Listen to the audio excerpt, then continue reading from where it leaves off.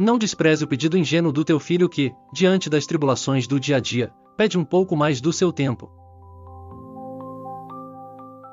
Não despreze aquele morador de rua invisível aos olhos da sociedade. Não despreze o faminto que te pede um pão. Não despreze o olhar amedrontado de tantos animais que assustados perambulam pelas ruas. Não despreze o olhar esperançoso das crianças nos orfanatos à espera de adoção, e tampouco o olhar sem esperança dos velhos abandonados nos asilos. Não despreze o olhar de misericórdia de tantos irmãos que enchem nossos hospitais e não raro, em seus leitos de morte. É certo que em muitos casos sentimos-nos impotentes diante da morte, e de doenças incuráveis, mas se não podemos garantir-lhe a vida, podemos ao menos confortar seus remanescentes momentos, com palavras reconfortantes, com um abraço, um aperto de mão ou mesmo um olhar de misericórdia. Não despreze aqueles amedrontados diante da morte que se aproxima a cada minuto. Também aqui, se não podemos evitar a morte, podemos lhe aliviar o medo, na certeza de que a vida é eterna. Não omitem rogar a Deus pela proteção nessa difícil passagem. Não desprezem as mãos que lhes pedem ajuda, na consideração de que fora da caridade não há salvação, como viveis a repetir. Que ao estender as mãos para ajudar, façam de forma incondicional e de todo o coração, como fez o Cristo. Por vezes impomos tantas condições para prestar nossa ajuda, como se cobrássemos o preço antes mesmo de prestar nosso serviço. Seja como Cristo, que de forma incondicional prestava sua ajuda e ao final, apenas uma sugestão: vá e não volte a pecar. Note que isto não era uma condição para a cura, que já havia se processado. Não despreze o olhar, mesmo carregado de ódio, do bandido que no fundo carrega um pedido de clemência. Fácil é lançar nossa indulgência para com aqueles a quem amamos. Esses outros, no entanto, desafiam nossa capacidade de amar. Para retirar o véu imposto pela raiva e todos os sentimentos ruins que esses irmãos trazem à tona, devemos fazer algumas considerações. Primeiro, que a despeito do crime cometido por esses irmãos, já fizemos coisas piores em vidas pregressas.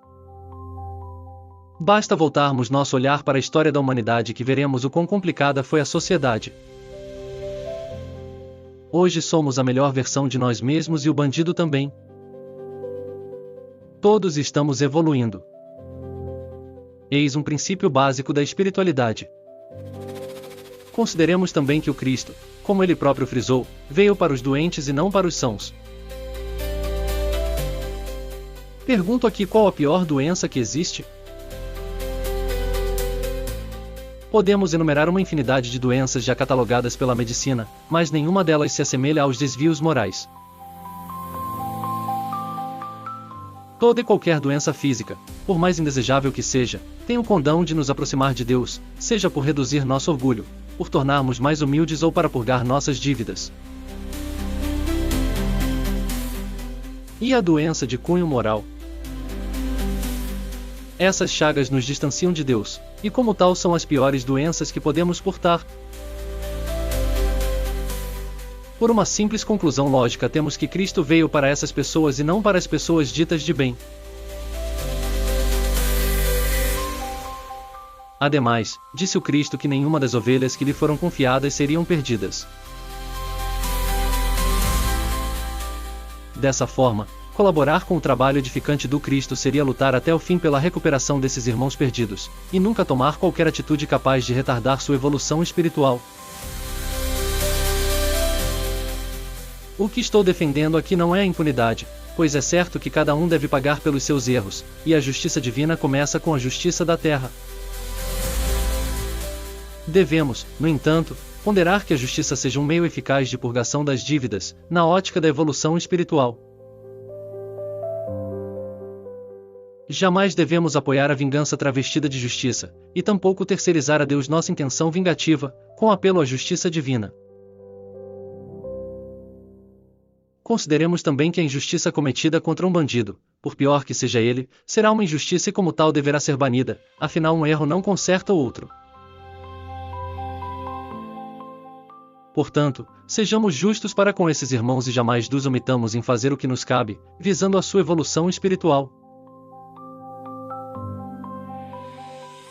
Desnecessário dizer que defender a pena de morte é afrontar diretamente aos propósitos de Cristo e de Deus. Que a paz do Senhor esteja convosco.